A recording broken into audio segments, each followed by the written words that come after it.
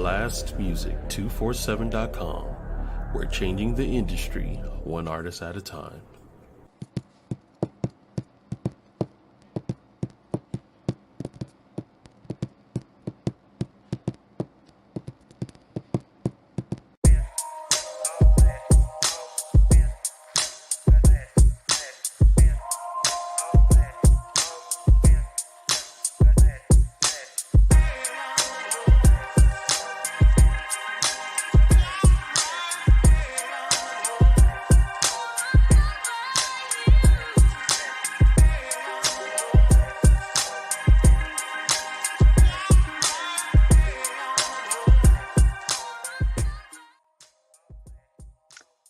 That moment you realized that your volume was on 30,000. Okay. Hey, y'all. Let me see. I'm checking, making sure the world is as it needs to be. I am Malika K. Courtney, and I am joining you for SXP METAMORPHOSIS 365. Kind of excited to come and get our Tuesday energy, our Tuesday growth conversation in these waters. It's already in the backstage. I'm excited. Artie Fox is coming to play. We're going to have some great conversation. And y'all, so let's cue it up a little bit. But first, the gratitude. Thank you to Blast Music 247 for having me and just encouraged me to come and join the family. It's been a wild ride. Y'all are a bunch of fun people, so I am enjoying myself thoroughly. Thank you to the adult Troy V. You are the VP. Your help. Without you, bro, I'd be done push some other great buttons and I don't even know if it would have made it live. So thank you for being the adult in my corner, like the adults doing what adults do. I'm learning, so I'm gonna keep my training wheels on just a little bit longer. Fast forward. So you guys are joining us on Blast Music 247 YouTube channel. Thank you. We will see you every Tuesday, 8 p.m., whether it's live, whether it's interview, whether it's some prior interviews done that we're replaying. You're welcome to come and grow with me. Great. Let's talk about what we're about to talk about. Okay, great. It's been a few days of interesting conversations. Some conversations circled domestic violence, right? And some conversations just circled violence, period. So I get the feeling that it's time to have that conversation. For those who've seen that video with certain people, I ain't even saying that certain person's name. I'm just going to say that video where certain persons was laying hands on people in a very unfashionable way, just disgustingly so. And then made an apology, a presidential apology. How about that? Hey, partner, how are you? I sent you a email too, partner, just so you know if you want to come play with us as well tonight. So on that note, I'm about to bring someone beautiful to, or I'm gonna have the adult do it, let's be honest here. Bring someone wonderful to come and have this conversation with us. You guys, Artie Fox is amazing. Let me tell you what, when I came across Artie, it's been a few years now, and it was in our poetry circle. I used to run a daily show some years back, yada, moved into poetry show and have been doing poetry show for about 4 years now, right? Every Friday, boom, boom.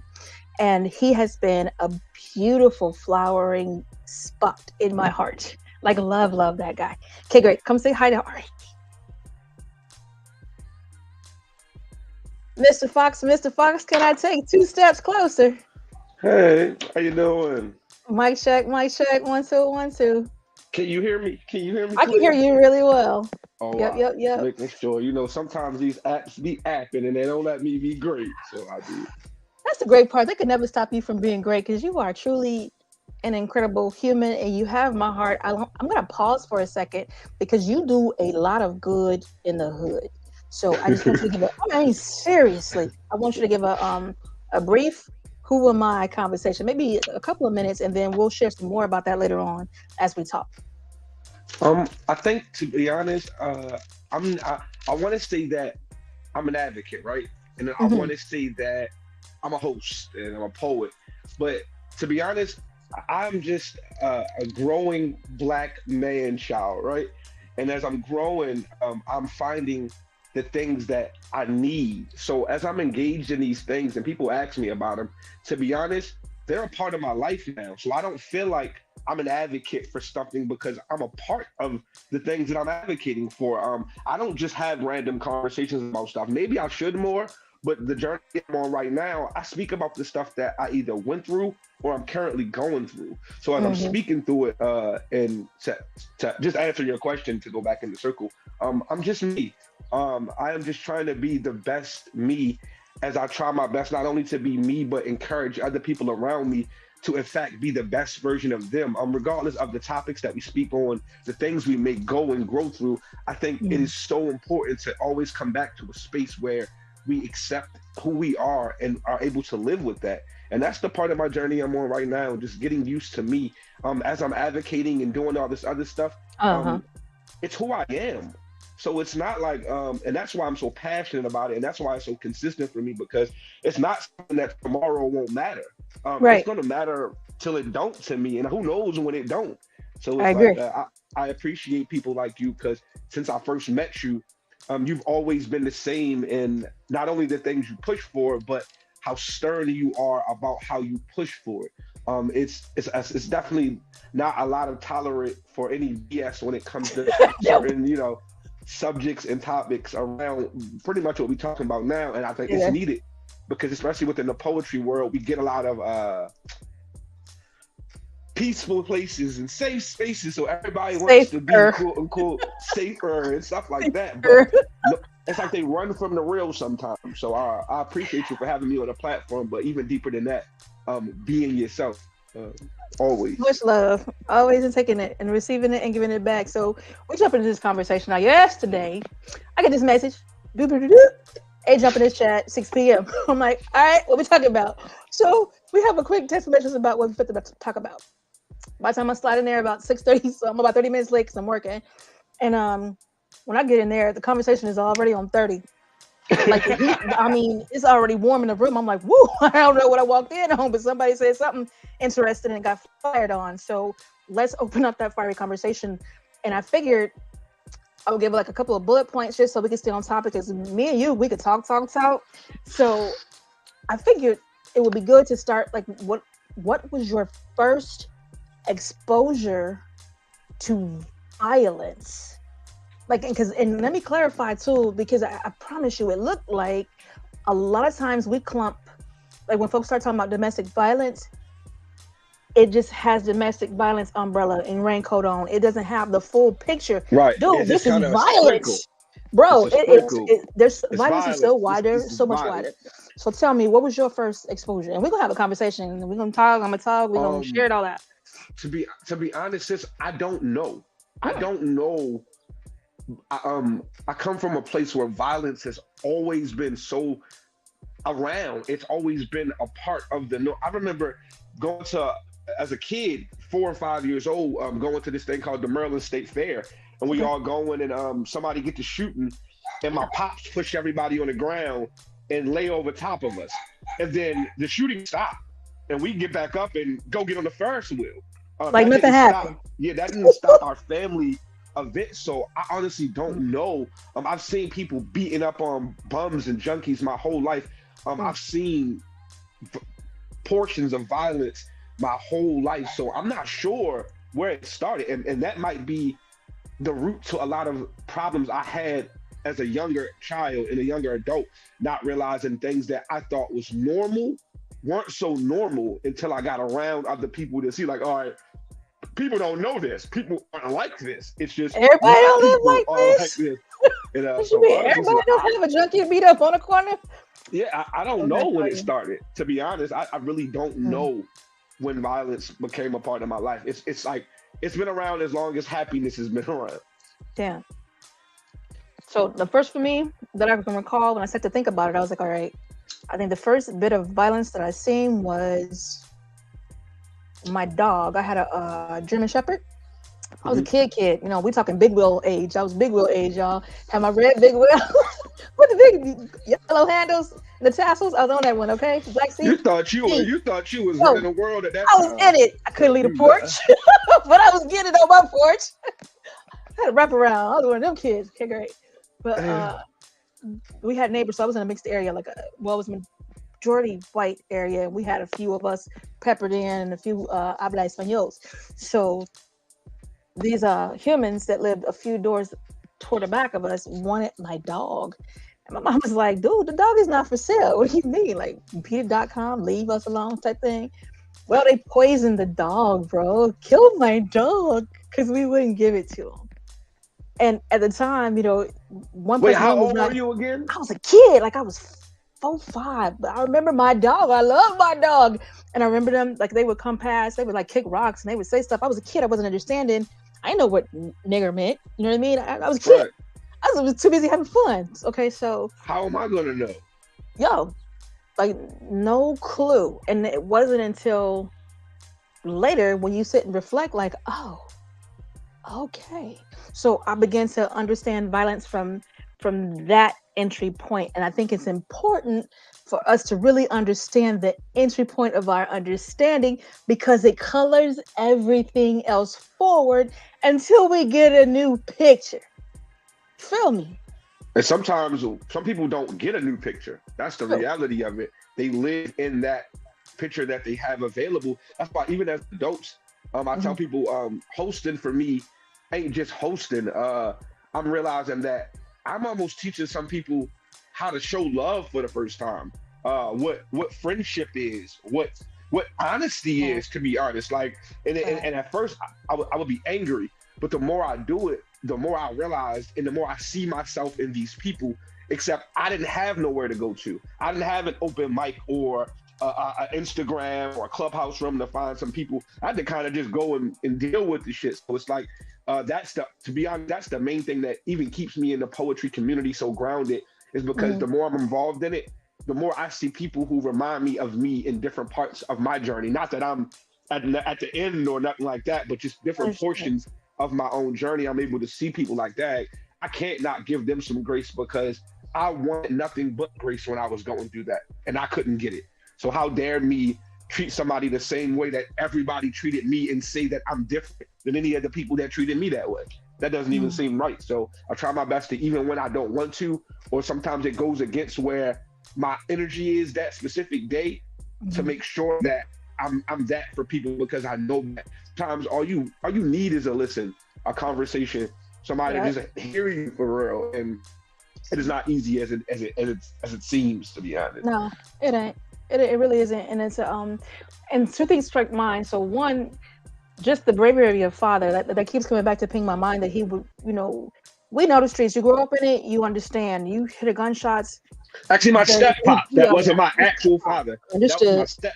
It was okay. my step. Shout out to your step pops, because even to this day, that's one of the reasons why I've always held him in such a high regard, because he had hardly knew us. He had known my mom for like a year and a half or some shit like that. So for him to already at that point be willing to die for us, it was like, all right, you cool peoples, like we rocking with you. So it was easy to I didn't never have a bad relationship with my step pops because of stuff like that. Because specifically stuff like that within the streets, like, all right, he might not be the best provider per se, according to what a normal dad looks like, but when it matters, he's there making sure we good. So it was like a different level of respect for real. Well, kudos to him. You know what I mean? That's a man in my view, to really lay down his life and protect you guys. That's beautiful. And then what you were sharing about the look and actually teaching people for the first time how to love, how to show integrity, how to listen. And listen is such an enigmatic word sometimes in some places. People, they don't understand how to listen because they're so full. And it brings me they're full of the trauma and abuse and stress that keep them company, right? And they can hear for a short bit because they are so full and need to speak.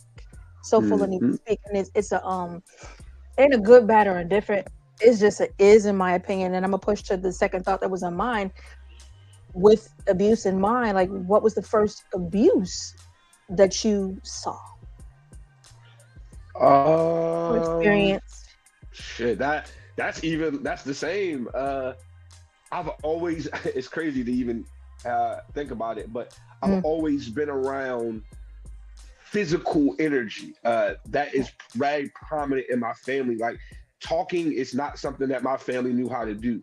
So since an early age, whether it was my cousins or going outside, or even my mom getting into it because just to be real, my mom is a very aggressive person.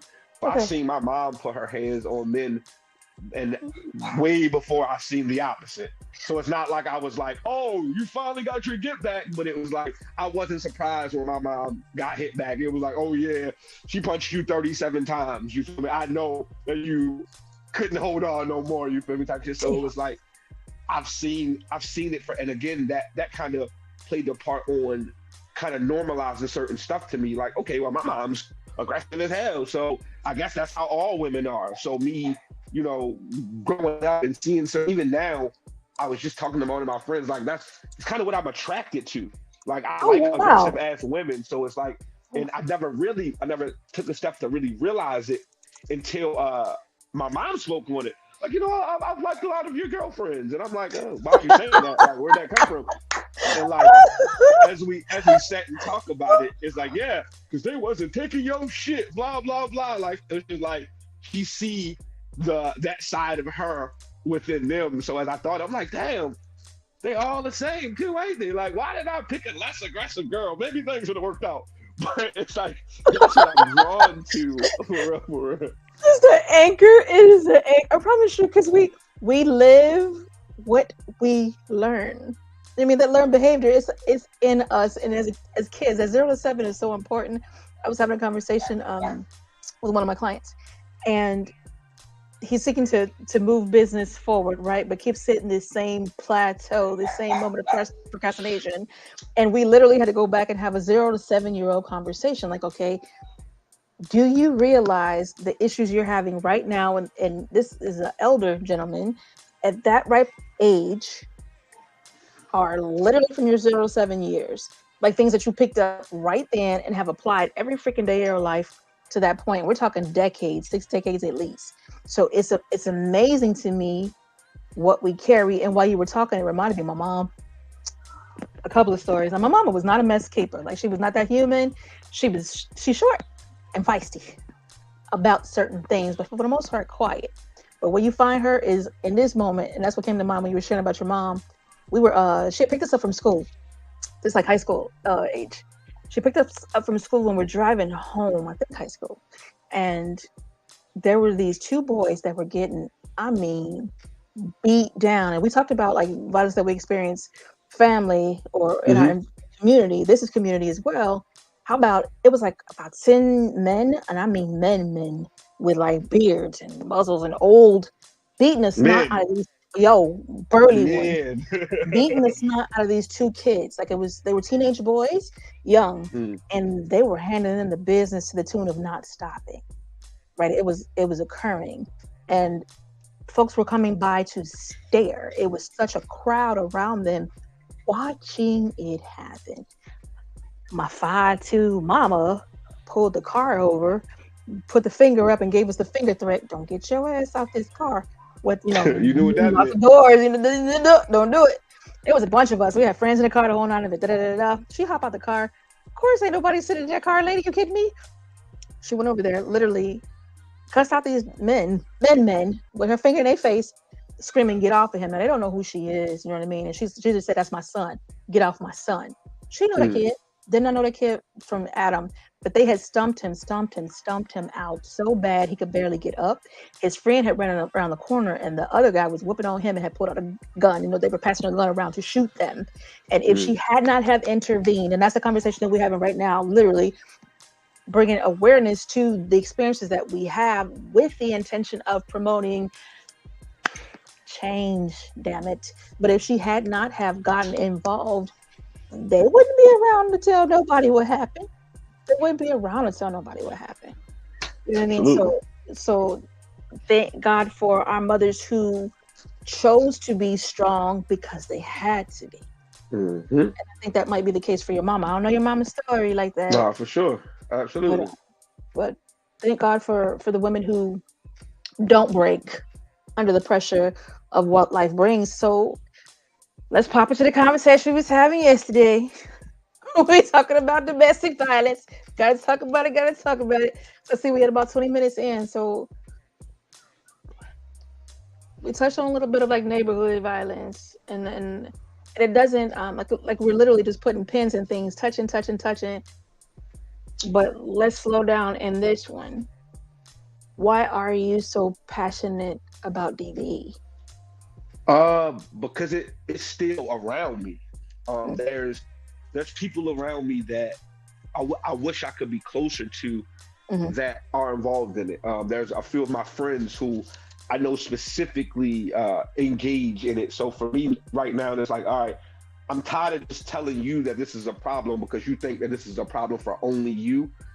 It's more of like a years of kind of playing the outskirts of it and seeing what that was doing. Like, all right, I'm gonna be a good friend. I'm gonna mind my business, but I'm gonna still let them know that this shit is not right. I mean, and when I'm speaking, I'm not even speaking on one side. I'm speaking on both parties engaging in it, so it becomes normal to them, and then also becomes normal to the people around them. So when it happens, like, oh no, it's just them down there fighting. Like, wait a minute, what y'all mean? It's just them down there fighting.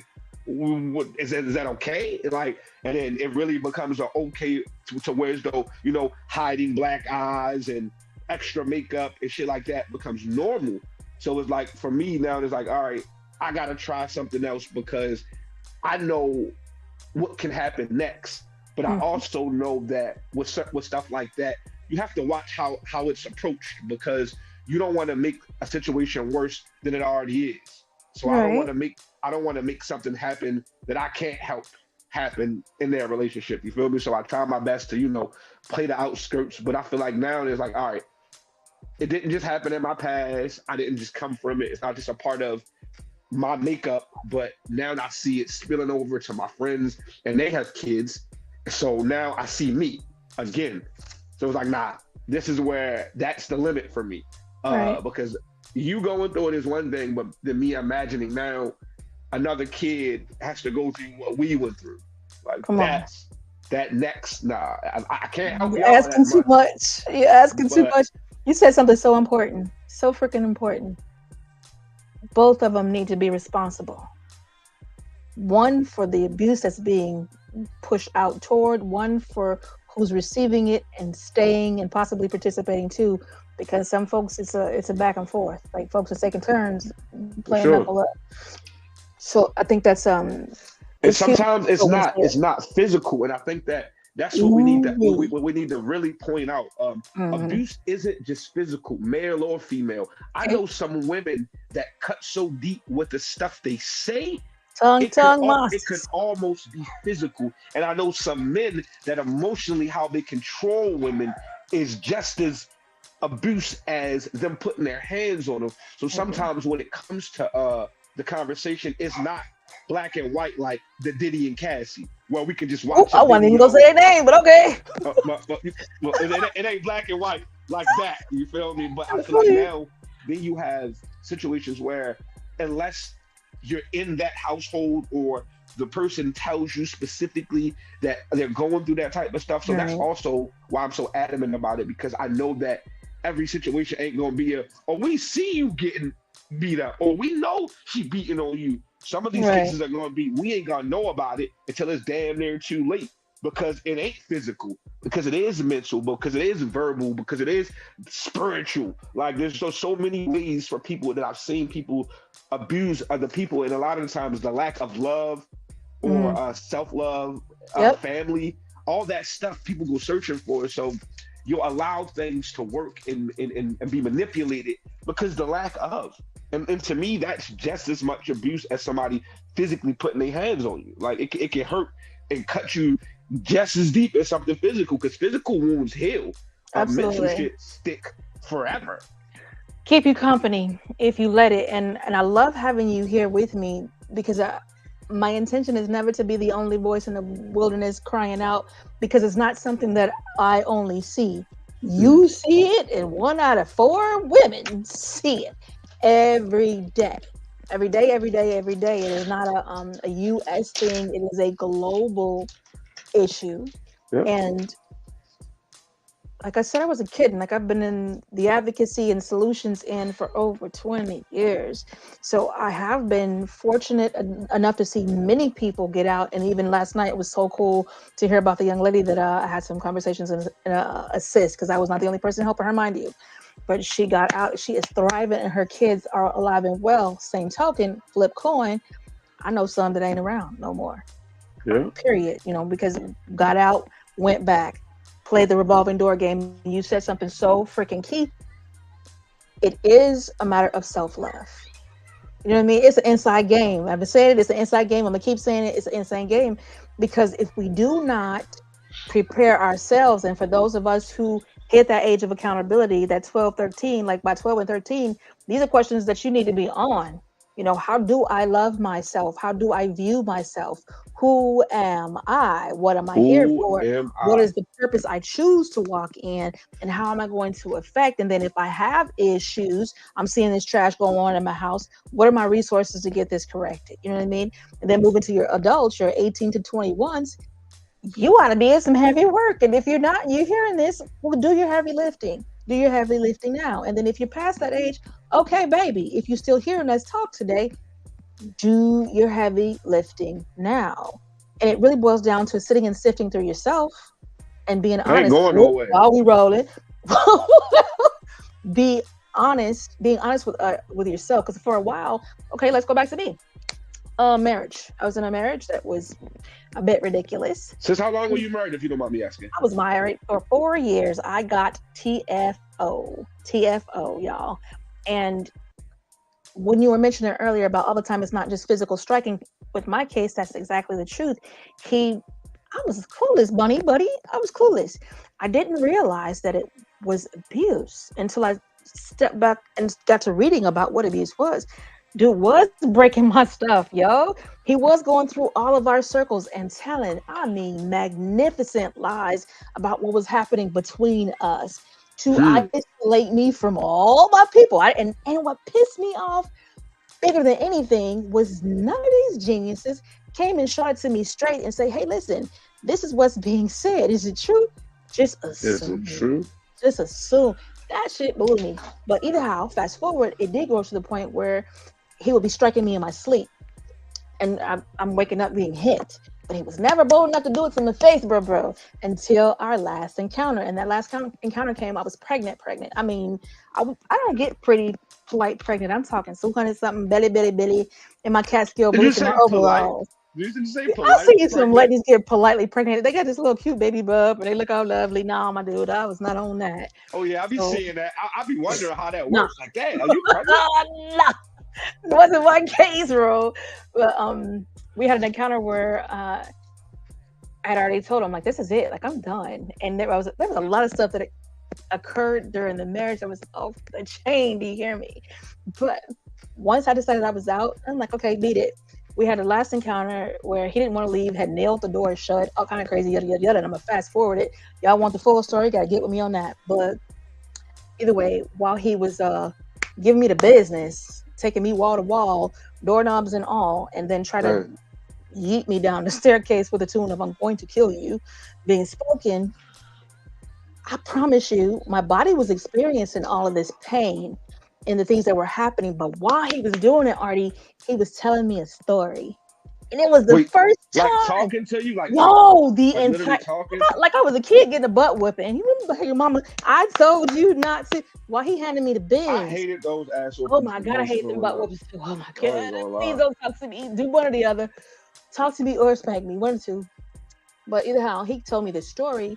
And I kid you not, it was like I'm feeling all these things, but part of me was just disconnected. And I could hear every word he spoke. And how he explained how he saw me, he manipulated to meet my best friend to make sure my best friend introduced us. Like he was calculating. Oh, he was super fast. Oh my dude, he told me so much stuff. I just sat there like, you know what I mean? I was blown away, but I actually heard, and my prayer was like, okay, God. So how long were y'all into a relationship when you found out that he was like that? When that he was like kind of like we were married like for that? 2 years before. Oh, you were already in too deep. Yeah, it wasn't no going back. We were married. We had a daughter, and I was pregnant with my son. So it was not like it was some strange stuff, but we were down the road when everything just started. I guess he couldn't contain it, you know what I mean? And maybe the dream that was in his head was shattered too. I don't know. But the fast forward looked like we had that incident, and I was able to get out of that alive. And my prayer was like, listen, get me out of this. I ain't never going back. And what ended up happening was I was able to kind of give some hands back and get out of it. And my neighbor upstairs had her door open, went up in there, never went back. Have never found myself in that situation again because I understood. This can cause my life. Do I want to give my life for that? Hell no. Do I want my kids living in that? Hell no. So I had a lot of. You had both kids at this time. You had both kids were alive. I was pregnant with my son with him. Mind you, I was grown when I got married. I wasn't even a kid. I was young. So, Artie, we can have a whole conversation about that. We can talk about that later. There's so much, y'all. There's so much to tell. Hey, but that's a whole nother conversation. I do, like, for real. So when we speak about violence, I kid you not, violence is like a key. It turns the locked door on so many things, on how we see self, how we engage relating, how we choose or allow the people that are attracted to us that come to either feed off of our energy or be a part of it and grow it, right? Because it works both ways. I got to pause for an adult break because the adult is ready. So I'm going to pause for a break for a minute and we'll be right back, y'all. Yo, the adult break is crazy. Yeah. Good topic. I appreciate you guys getting so transparent and deep. Thank you so much. Good evening, everyone. And tonight's last artist spotlight is my man Mike Jeezy, and this is called Energy. Let's check it out.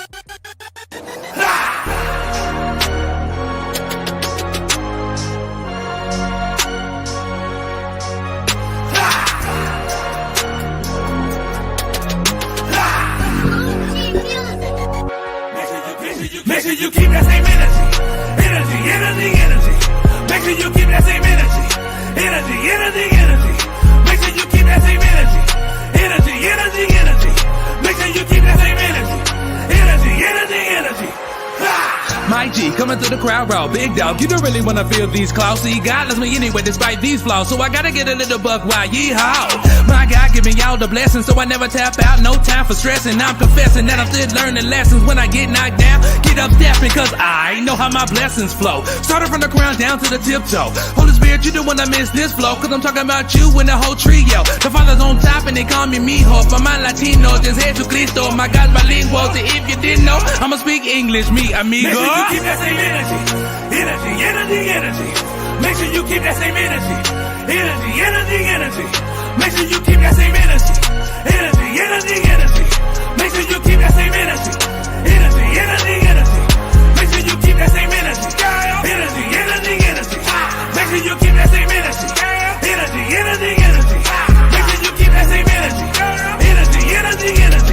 Make sure you keep that same energy.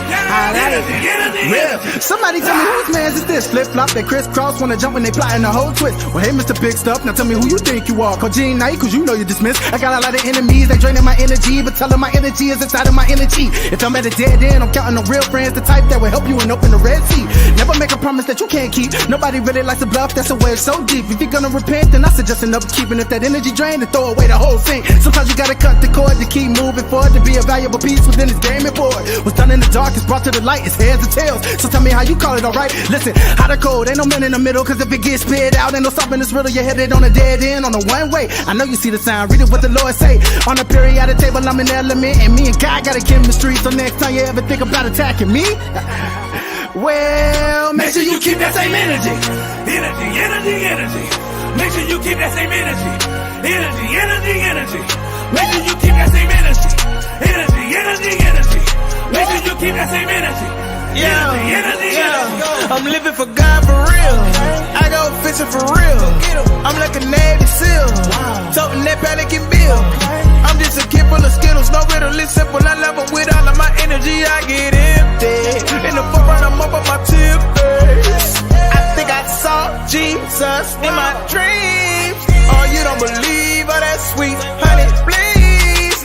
I get hyped through the night, oh, my energy gon' spike. Oh, I think I see the light. Make sure you keep that same energy. Make sure you keep that same energy. Make sure you keep that same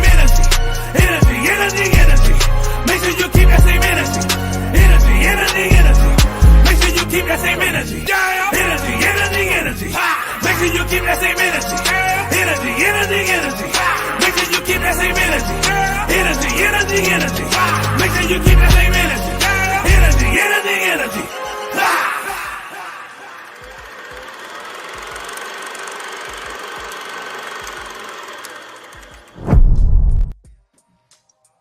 And that is my boy Mike Jeezy with Energy.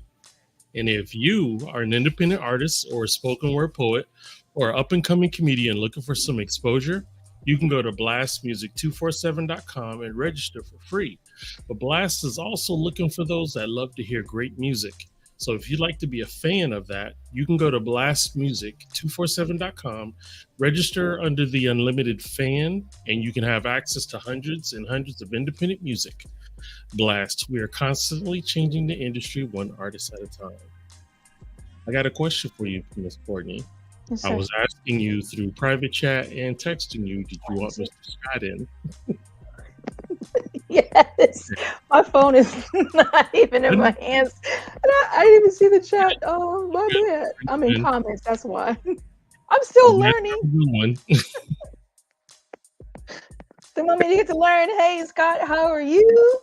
I am well. Hey, Artie. So, my apologies. I was in comments, so I've been checking the comments, and it didn't occur to me that private chat is a whole different thing. So, you guys are experiencing the learning curve. Whoop, whoop. So good, partner. I'm pausing for you guys to say hi to each other. Go ahead and say y'all hellos. Hey, Artie. How you doing, Scott? Good to see you, man. Good to see you. Good to see you. Good to see you. And so we're gonna throw you right into the conversation, Scott. Like, just to be honest. So, and thank you guys for being with us. I love that song. That is a very energetic song. So I thank you, V, for playing that. And it's you got great taste in music. Step one, and whoever that gentleman is, he can come sing that song around me, and anytime, because that's amazing. Like, literally, get ready to go do something amazing. Come on over here, charge up, just amp for no reason. Okay, fast forward. So we're gonna touch a little poetry, and then we're gonna get back into our conversation. It's been a good conversation so far. Like, we're kind of leapfrogging points, but for those who are catching this now, and for those who will catch it on replay, I have conversations. There are keys and tips and tools in these conversations. You gotta glean. You know what I mean? We're not giving it to you like your 2-year-olds. We're gonna treat you like the adults you are. Listen up and get your growth tips that we're dropping here and put them to work. So let's get some of this poetry in the water. I'm going to start with Artie, and then we'll jump down to you, Scott. And when you get microphone, Scott, I would ask that you kind of share your views on what we talked about and then your poetry. So Artie Fox, are you ready? Yeah, it's just I don't really got no like domestic poetry, right? Just I don't really got nothing specifically for the topic yet, but I feel like all of my poetry in a way reflects it, because I feel like it's all like a part of my journey. So no matter what, I have it all kind of goes around the same time. And what you shared last night, I was sitting up here like, whoa. Wait, what I shared last night? I don't know the name of it. Go ahead, share whatever you have ready. Because I'm 5 years old. Go ahead. I'm not gonna blame it on Mary Jane this time. I'm not. What up? You so laughful loud. Okay, go ahead. Come here, baby, light my fire. That's what she said. Everything you drop is so tired. And I'm thinking, well, she wasn't even laying me in the bed. Complaining that my music was supposed to inspire, and then back and forth lying like, how come we ain't getting no higher?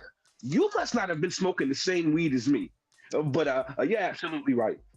My lack of inspiration through my music is probably why most times we beef and normally resort to those awkward type of fights. I mean, more pain than compassion. So how I was acting was actually what I thought was right. I mean, while trying to coexist in a world full of cap and blind reality, I've done everything but show you real joy. I mean, just alter your dreams and gave you more reasons to be mad at me. I mean, I should have been your tag team partner. I ended up the only lame damn part in her. I mean, forgetting that she was also helping me cuss and trusting her ability like a preschool sharpener. Inside being that muscle that I should have been protecting, but for some reason, I forgot about the heart in her. I mean, stage, after stage, looking for platforms to blaze in so many ways. But I forgot that she was a part of that track. I mean, 3 verses, 2 hook found. I get it now. She was the main part of that track. I mean, half-ass, incomplete sentences, my kind, right? It should have been filled with periods that allow your soul to grow. But every time I made you feel low, why did I not help you shine bright? I mean, I'm so sorry. I mean that while trying to ascend so selfishly, I created a shadow that made it impossible for you to ever gram ladders and kind of climb heights. What was I thinking? I mean, how was I so weak to forget that you also enjoyed the limelight? I mean, taking those divine flights, your vocal side, your artistic vibes. I selfishly avoided all those things while trying to get my own mind right. And to be honest, I mean, you showed me how to be a good leader. I mean, no wonder I still fall under and out loud no matter what platform I'm on. I have to admit, I still need her. I mean, she literally helped fix even my punctuation. So, of course, every part of me I will give when it comes to needing to feed her. They think I'm lying, though. I mean, I'm just glad that her effects lasted longer than our trials. I mean, because it seemed like I've been tiptoeing way too long. No homemade smiles for miles, hoping to make it right, but they don't look for a while. I mean, of course, I got my act right. I mean, I can't lose what's a part of me. That's the only truth that no matter what I talk to God, I mean, hands down, I cannot fight. I mean, he made it clear that he was already knowing me, relationships aside. So I tell her, like, that light, please make it bright, but please make sure that you're holding me. I mean, mid poem, I'm thinking, can you be my forever baby? Why am I stealing tones from Jodeci? It's almost blah, blah, blah. I just want her to be the glow in me, that magic moving flow in me. Because I will always, always love poetry. Always. Always. Thank you guys. Always. Man, thank you. I appreciate the Thank you. piece. I appreciate the energy, and I feel like we are leaving our energy here. Some will take it from the words that we spoke. You know what I mean? Some will take it for what it needs in them without a word spoken. So I appreciate you sharing that piece. I'm gonna kick it over to Scott. Hola, hola, human. And hey, Wallace. Thank you so much, partner. And Artie, it's always a pleasure and a privilege to hear you and what your pen do. Privilege to be here tonight, partner. I love your platform and what you do, and you definitely bring the right people through. I do have a piece I can share with you. You asked me to share my thoughts. I'm guessing before I start. Yes, yes. Absolutely. We've been having a conversation about just violence parents, period, really, like how we intersected, what was our first views of it, our first lens on violence and our first lens on abuse, and then we'll get to talking about how it's impacting us now and how we're impacting it. Because I never thought it was just for it to be a one-way impact. Now we get to impact it. So handing you the microphone. So, in listening to your opening half hour with Artie, for whatever reason, and I guess just a poet's mind, we catch different things in a different way. Uh, what Artie said that caught me when you asked him why he's so passionate about domestic violence and such, and he said because it's still around, and it hit me different because the thought that came to me was, damn, think of how many things are not around anymore that we Dude. collectively as a society said, nah, that's just not going to be. Once upon a time, it was a thing to say, you can't do that any more than a man can walk on the moon yet. Once upon a time, people were afraid of smallpox. Once upon a time, you could not sit in certain restaurants, if you're melanin, or on buses or on this. But when collectively a populace of people can come together and say no more, the things that can change. And what that says to me is that it's still somewhat acceptable. Mm-hmm. And the sadness is where it's acceptable is in the silence. I literally thought about today. I'm so sorry for interrupting you, but it's my show, my Ghetto, for a minute. Okay, great. It hit me earlier today to create this shirt because I designed shirts. I know that. Piss on silence. I kid you not. I'm just trying to think of an appropriate, a halfway appropriate design for that. Because I'm not kidding about that piss on silence. That's what I'll be doing for DV fundraising. But go ahead. I guarantee you she's going to go with I'm doing it. Silence. And selling the ducks and the other words. Definitely doing it. What perpetuates a thing is not having to face it, not having it in your face, not having to actually do anything about it. And silence is not only the killer of spirits and dreams, but it's the fuel that evil lives in. It is the neighborhood and time zone and zip code of where all dark things begin and end. My first experience that I can scroll back the hands of time and remember to the best of my ability of violence that came to me. I don't know the age. I may have been in the neighborhood of 5 or some, maybe older. I'm not sure. Mm-hmm. But I remember when I was a little kid and my dog had done something, but I got blamed for it. Oh, damn. And I remember a yellow wiffle ball bat. Not the fat ones, but the skinny one that modeled, stickball. Yeah. And I remember my father picking up that and whapping me with it, and it hurt, and I was as a child, and this is why I stumble over this, because when I look back on it, it amazes me how even then these were my thoughts. I was hurt because I had been hurt. I was hurt because I know that I was innocent and I was not believed. But the thing that was more hurtful than both of those, that was the same bat my father would use to beat the dog if the dog misbehaved. So now I had that thought in my mind, I got beat like a dog. So it's amazing how many things can be built and broken at the same time from pain. But that is the earliest thing that I can remember when it comes to violence visiting my body. If there would be anything that I would impart before I share this piece on the conversation that y'all have had thus far, it is our responsibility, every single soul's responsibility, those who have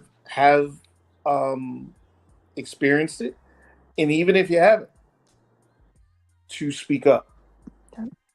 Don't give room to any room that you give to things like this happening is where it's going to metastasize. Right. You don't give room to cancer. Things have to be cut out. Things have to be exposed to the light so that way it can be dealt with and dealt with accordingly. Yeah. So I appreciate you sharing that. That's the contrast that we make and the meanings that we add.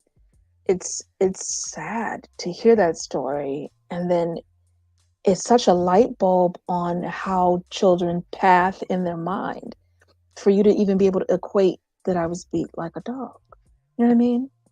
Like, these kids are clocking. The kids are clocking and feeling some kind of way about this abuse. Did you even talk to were you able to verbalize that to anybody and get any feedback? No, I wasn't verbalize that. I mean, I think later on, if I remember correctly, truth did come to light. My father may have come and apologized to me. I'm not certain, but you can't take back a butt beating. Exactly. And the thing the thing about it is, I want to be clear. I'm not saying I was taken outside and beat in the dirt like a dog. Understood.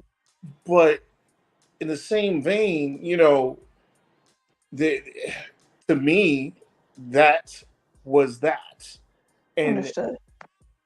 in a certain devaluing, like oh wait, that part. Yeah, that part. Yeah. But I guess I'll share this piece with you to bring you another perspective. So it's called "To Be Seen." I saw you the other day. No, not the smile or the slight turn of your head as you laughed at one of my jokes. I saw you. I saw the tears welling up behind the thinly veiled sparkle of your eyes. I heard the cries silently escaping to be carried by the fullness of your laughter. I felt the pain waxing cold in the midst of a warm embrace.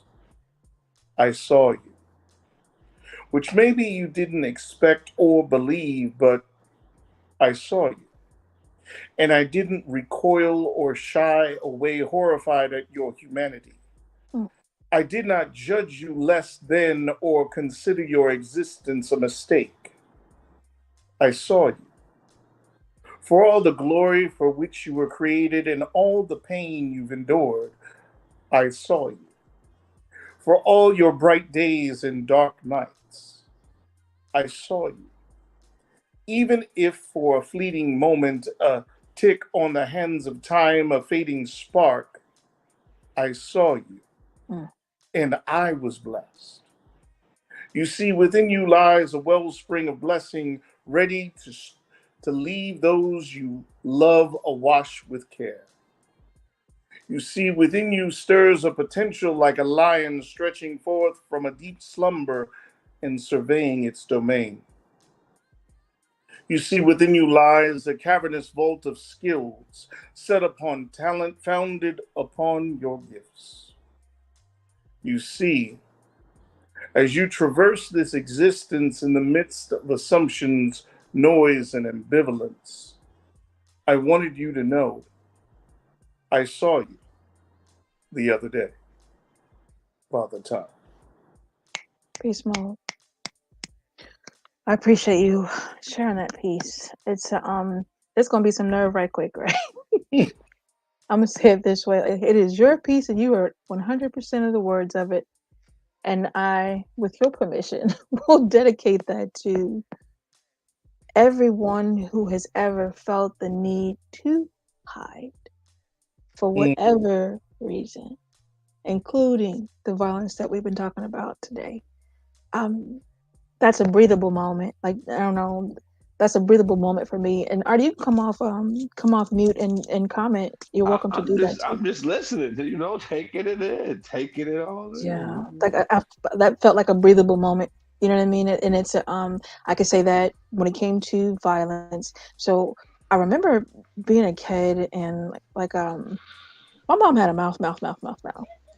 And oh gosh, she had a mouth on her, y'all. And when you were mentioning earlier about like some of the times we are ridiculous with our tongue, period, and how we speak to people. And mind you, she'd be provoked, but she would go ham and break out the tongue the highest tone it is. So about that. And I got to witness some of that. And my stepdad, there's a story that goes around. He went and he beat the car. He beat the car so bad that it V'd up. Can you imagine that? Beat the car up. I've never heard a person even use. He hit the front so hard and so often that it folded the hood up. And we don't talk about these plastic freaking cars nowadays. And my grandma told my mama that could have been your ass. So that's wisdom. just a moment of wisdom, and it came to mind because I understand the frustration that she was in. She had been in an abusive relationship with my father. My dad was physically abusive. She was over it and beyond it. And when he was speaking this piece, I remember my mom wanting to be invisible. I could see it. and the way that she was taken advantage of so very often by the people around her, but she still put on a smile like so many women do, like so many men who are being abused and dying inside daily while showing up for every freaking body else. Don't let it be you. Don't let it be you. Don't let it be you. And we're sharing our stories and telling our business, not for the sake of being on a podcast and telling our business, but so that whoever you are, when you catch it and you're listening, if that is your situation, this is like that sign you were praying to God for. Some, I don't know, gang signs to offer you, but consider it your gang sign right quick to get out. Like, for real. God don't want you in a relationship where you being beaten, abused, mishandled, mistreated, financially abused, because that's a huge one. Mentally abused, spiritually abused. Oh, you can't go here, you can't go there, you can't worship like this. All that extra trash. And I'm going to shoot at the Christian church because that is my background. I won't be shooting anywhere else because that ain't my background. Those who have that background can shoot that way. But I will say that there's a lot of condoning. Scott, you talk about silence. That is so effing huge, and it's true. The silence that we allow to be that petri dish and to grow the doo-doo and the creature monsters that we have to deal with next. It's disgusting, and it has to stop, and it can stop. That's what blows my mind. This is something that we can absolutely put an end to. We can. And then even when you were sharing your story, it kind of reminded me, like, damn, even as a young child, you understood what it was like to be a Black man in America. That's exactly what came to my mind. I kid you not. Like, that was like I had a dot to dot and my pen went zoop.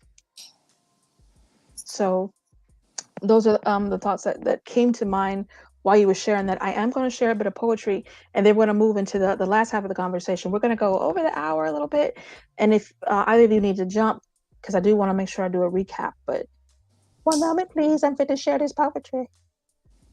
Now, this piece is called Live, and I wrote this piece. I was given a prompt by Nate Graham Senior, I'm almost sure, right? Yes. And it was Dembe, your heart beats like a busted drum. I think that's what the prompt was. And I don't even know what it was. Well, something was going on at the time that kind of did the 1-2 connect with DV. So with that said, I express in a whisper first, exactly saying what I mean. There is never a need to guess. Along the way, I learned the aimlessness of burying heart beneath breastbone, harboring poisoned emotions even after love is long gone. And only carcasses and memory remain. Through the years, he has worn many names. She has taken many shapes. Same nickname, though, heartache. Your heart beats like a busted drum. Your whispers of love, so cold.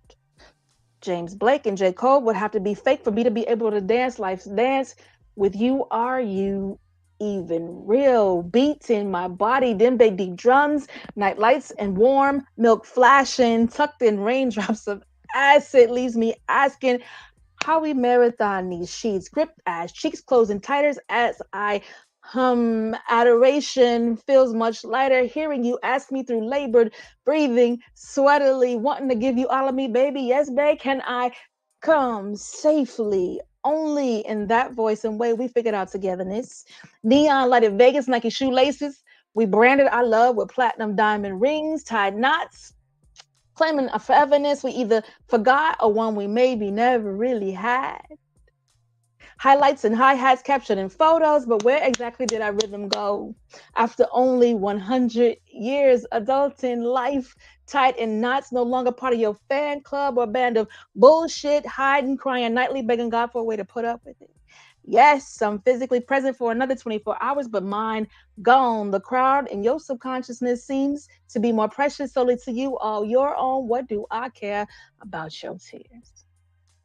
How life has deprived you weight of the world and career in your absent eyebrows. I don't give a beep because I've struggled right beside you, fought in your trenches, built water from your 6-8 hours a week, mother to your children, love your life, but lately calling me stupid. Beep. Bell fists in my face, bruising black to blue to blood, the kind of reminder of your forever fair weather love, Disney's dreams hated. And I hear you so clearly. Now your heart beats like a busted drum is bleeding. Eardrums ruptured. Let me turn the volume up some. Only good to me when I'm sitting on your tongue. My broken and shattered man of aposties and creative apologies. Who's left to convince? No longer sitting silently, time pendulum ticking, and I'm thoroughly glad. We the never I wish to have. We the embers of a fading song. Took the pills when I started writing this long ass goodbye. It is what it is. Enjoy explaining it to the kids and tell them the truth. This is what loving you is and ever could be. I took my own life so you couldn't be the death of me. That is that. In a modified version for public consumption. I feel like I don't know if I've heard that. It was a lot in that. It was a lot in that. I feel like I took a bumpy ride. like I took a bumpy ride through that joke. Like I've never heard that poem. Ah. I would say to you, Artie, you've never heard that poem at ground level. Okay. Yeah, like this is the polite version. Normally, when I spit that poem, I'm going absolutely completely off, and it's a stage performance piece. But okay, this is the chill version. This is the chill version, and I beeped out a few of my favorite words. Beep. Hey, yo, not beep. My favorite words. Beep. You censor your own self. Beep. Partner, I got to step out, but congratulations to you and your platform, and thank you, Artie. I appreciate you. Always good seeing you, Scott, man. Always good seeing you, bro. There you go. Now let's see. How do we make this magic happen? Okay, weehoo. He figured it out on his own. Because I don't have an adult here anymore. Hey, yo. Now he figured it out on his own. I wouldn't have been able to get through. I was like, yeah, we'll figure it out. But either how, it is a blessing to have you come and bless. And when I did that piece, I kid you not, like it shows the picture of so many positions of people who are in abusive relationships. And the character herself, like literally she had committed suicide. She had taken all those pills and was in the process of ending her own life, but took time to pin out some real-time thoughts for this dude to sweat. But it's and the fact that she had kids. Yeah. It's hard sometimes. Like, and as I'm listening to you, what I heard though, I didn't just hear the war itself. I heard the accepting the shit that you did too, because it's not always about the pain. It's about accepting, oh, the sex was good, so I stuck around a little bit longer. Like shit like that is so relevant. Had kids in it, you know what I mean? That's piece of the years of it. But then you don't realize you're fighting this thing with the kids. But the kids is watching years of violence. They're watching years of bad shit. They're not here at a happy home, y'all keeping together for them to be happy. They watching y'all beat on each other. So you messing them up more staying here. If anything, staying here is making it worse on the kids. That's something that I see a whole lot. People say, oh yeah, we're trying to make it last for the kids. But a lot of the time the kids be the biggest victims. And it's like, you're not making it work for them because you're they would be more behind. healthy if y'all wasn't together. They miserable as hell. Like, ask those kids. And that's why I tell them, you got to really sit down and talk to your kids, because what you think is good for your children, most of the times ain't. But people spend so much time trying to, I don't want to say over-parent, because as parents are trying their best. They're doing what they think they can be, what they can do for the situation. So over-parenting is the wrong word. But I think sometimes as a parent, we get so like anything, like any other thing, you get so involved in it that you forget the energy it took to do it, and what perfection is to you and the person you're doing it for. It ain't the same thing. And, so wrapped in it that you can't see the outcome. So busy putting the puzzle together, but you're not seeing the full picture. But you ain't seeing it. You just putting it. You just put it. You know, it's 1,000 pieces, and you just putting them, but you don't know what this 1,000 pieces is going to build. And it's like, nah, you got to know what you putting together. If not, you bound to fuck up. You don't even know what you building here. And here's what's nuts. When I shared with me my situation when I was married, it was my older brother who literally had the conversation with me that we're having right now, who was like, come here. Come here, do-do head. Come here, do-do head. Let me talk to you real quick. Do that, dummy. Like my grandbaby say, do that, dummy. Are you looking at what's going on? Like, are you understanding? Like, he literally asked me the basic questions, and I appreciate it because I was so stressed out, Artie, and I left out a lot of the intricacies of what was going on. And for fairness and for clarity, my ex-husband, like, I was married, but he was raping me. And what's nuts is there was no legal system to acknowledge that, right? No support, no protection, isolating from family, breaking my things, disappearing, taking money, having sex with all kind of folks and all kind of paid folks. Okay, there was a lot of stuff going on. There was a lot. I guess I never understand that kind of stuff. And then you at home harming me too. Like what is that? Like, go about your business. Bye. Do me a favor, like, if that's leave. what you doing, why you need me I'm for? married. Like, Oh, he told me. I wasn't kidding. He told me that whole story. I'll tell you that story later. But I understood, from point A to Z when he explained it to me. But I don't think everyone is going to get that explanation. I am fortunate in that he explained it to me. And here's what I also understand. He had a whole lot of trauma. Oh my God. He had a whole lot of trauma. Okay. so So did you find out about that trauma prior to, nope. or is this something that you? Nope. He had secrets. Some secrets. But that's okay too. And here's the thing: I was moving too fast. I gotta own my own shit. You know what I mean? Like, I was one of those humans. I was laced in that. Once you say I do, it's I do for life, no matter what occurs. Right? I really had that belief held in strong. And then two, I was running from my own demons. I had my own set of cuckoo crazy before I even got with dude. Before I even met him. Okay. You know what I mean? So I was primed and ready for an older man who was on trash to do what he did. Understand? No, I mean, at least you can accept that, though. At I least you did some inventory, Artie. I needed to know what happened in the house of Malikia. So I some sat myself down and did you better do self-inventory to understand what your story is. What is the story you're telling yourself? Because if you do that, then you will know what the reals are in the back of your mind. You will know those little bitty whisperers that's sitting there telling you all that trash. You will know what the whisperers and what the press play cassette tape or CD or streaming is playing in your mind. And until we deal with them vultures, you cannot have a different outcome until you understand what you are thinking, what you've based your beliefs off of, what principles now exist in your life that you created and reinforced and live by. You won't know what they are unless you stop it. Stop everything and tend to your mind and your body and your energy and your spirit and your soulish realm. There is much work, yeah, but it's doable. That I can say, it is doable. What you eating? Said the squirrel. I'm not. I'm eating the right bar. Oh, got the munchies. I do. So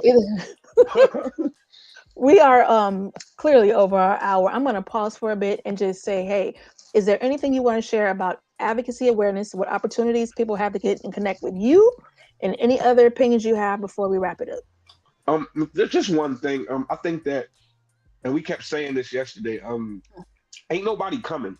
Oh, there ain't no secondary group of people. There ain't no superheroes. If we aren't not only the advocates but the people pushing for something different, nothing's gonna happen. So that's why I agree so much when you said the silence and being quiet.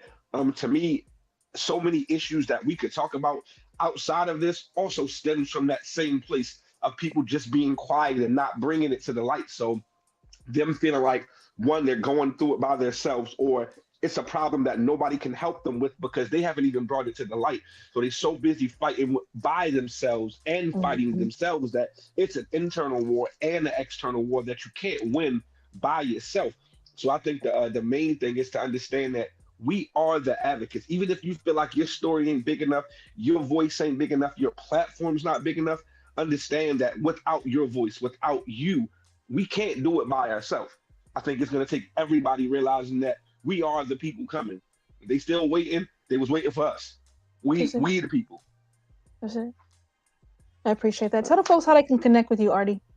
I'm Artie Fox on everything except Instagram, Clouds of Haze with the Z, CLOUDZ.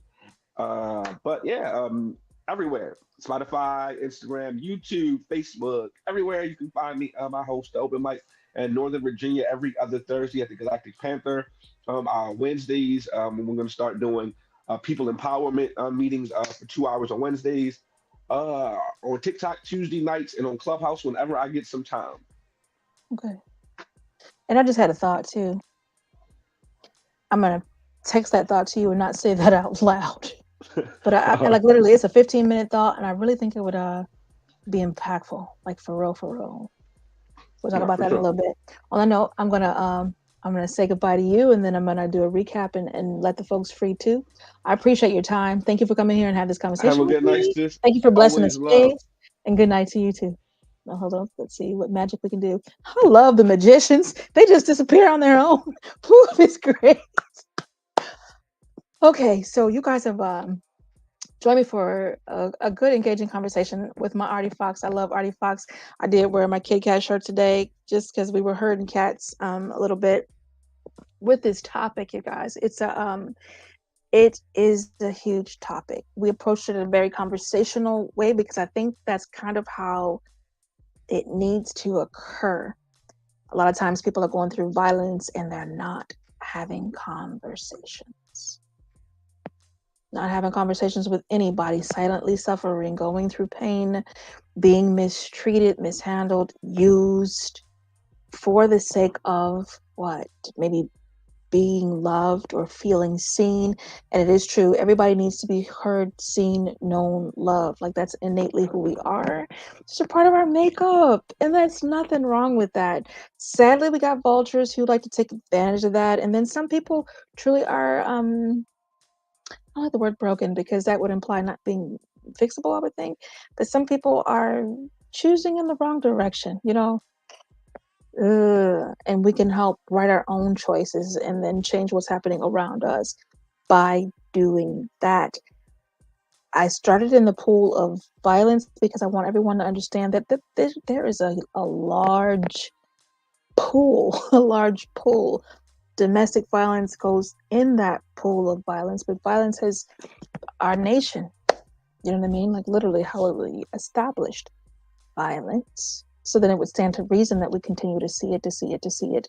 And then as we add in skin tones and opinions and mindsets and fear, we see a bit more violence. But what I also understand is as we add in all those things that I just mentioned with love, baby, you can see even more change, a greater difference, super huge impact by a decision, by choosing awareness, by choosing to not stay silent.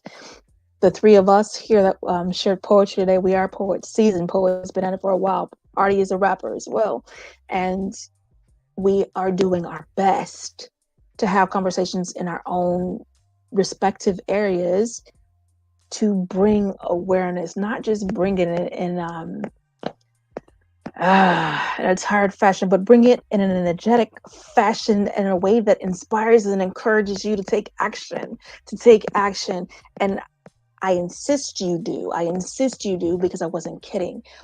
I have seen too many people go to the grave because they were I'm gonna leave. I'm gonna get help. And their time for gonna ran out and they are dead because of abuse. Don't let that be your story or the story of anyone that you love. When you can really change that outcome, you can change that outcome with a decision. We talked about before in prior episodes. Making that decision, that's key. Taking that next step, putting some action behind the decision you made, that is stellar. Make it measurable. What is your goal? What do you want that outcome to be? Got a story yesterday, got some praise report, y'all. One of the young ladies took that action. She listened, she heeded, she positioned, and she left. And she's doing magnificent. And her children are too. They're getting the help that they need. But please don't let your babies get caught up in it. It is not okay for the children to witness violence in the home. It is not okay for the children to be abused in the home and experience violence at the hands of a mother or a father. It's not okay. There are other ways to handle discipline and frustration. There's a lot of ways. So I feel like an hour and 15 minutes of conversation might be enough. If it's not, feel free to reach out to me. I am Malika K. Courtney. You can find me across all of the medias as Malika K. Courtney, with the exception of Instagram. There, I am Santa's helper. And why? Because I got a sense of humor that's a mile wide. And that particular day, I was Santa's helper. How about that? And I never changed it. Didn't feel the need to. I am a professional and certified life coach. Please allow me to serve you. It would be my pleasure. As well, I do spiritual rights training. I teach master's classes. I have one coming up 5/27/24, and that's going to be at 8 p.m. Yep, 8 p.m. 5/27/24 Eastern Standard Time. So tap in with me for that. That is a paid experience. It's $75 to attend. You can reach out to me. Boop, send me a message. I'd like to attend your master's class. Master's class because I'm interested in building masters. Masters of your own life, masters of your own mind, masters of your own behaviors and your surroundings. Because we do not have to live a life where we just take whatever comes. That is not who we were created to be. That's not who you have to be. And if you are really sitting and feeling like, I don't have anyone that can listen or that will listen, I like reading, and I am a professionally trained listener as well. So reach out and let's see what we can do to help you get the help you need, the encouragement you need, the strength you need, the safety that you need and your babies might need too. And I'm not just talking to women, because I don't believe for 1 second that only women experience violence or abuse, because I've worked with men too. Some of my favorite clients are men. So I ain't falling for that one. And I encourage you to let this be the moment. I think that's enough said. Let this be the moment that makes a difference. And for those who are down the road, you've experienced violence, you've experienced domestic violence, you've experienced trauma, and now you're down the road and you are in a position to say, hey, this is what I did to walk out of that. Hey, I wrote a book to walk out of that. Well, get out there and talk about it. Get out there and rally for that awareness. Share your experience. Share what worked with for you to get out of that rut or out of that problem or out of that stress or trauma. You didn't go through it just for you. Don't let that just be just for you. I wrote a whole book, like literally The Ladder. That's the title of the book, The Ladder, How to Escape the Hells of Domestic Violence and Trauma. Why did I write that book? Because it was important to me to not only recognize how far I've come, baby, but to leave them breadcrumbs for other folks to follow. It is not like a novelty type of book. It is a true get to work kind of book. Some story, because I told a little bit of my business in that book too. But reach out, get the book. Get the help you need, because help is available. That's my point. You are not helpless. There's many helpful people around you waiting to help you. Okay, just don't sit there and not take advantage of it. All right, I think I have said everything that I do need to say. I do need to be the adult, because my adult left to go handle that. So I'm going to follow the directions I was given. Yay, I found it. Okay. Y'all have a wonderful week. I will see you next Tuesday at 8 p.m. Eastern Standard Time. When you see this video, this one is important. What do? Subscribe, like, share, comment. I love questions, so definitely send me those too. Mwah. Have a wonderful, wonderful evening while this thing beeps in my ear. Bye, y'all.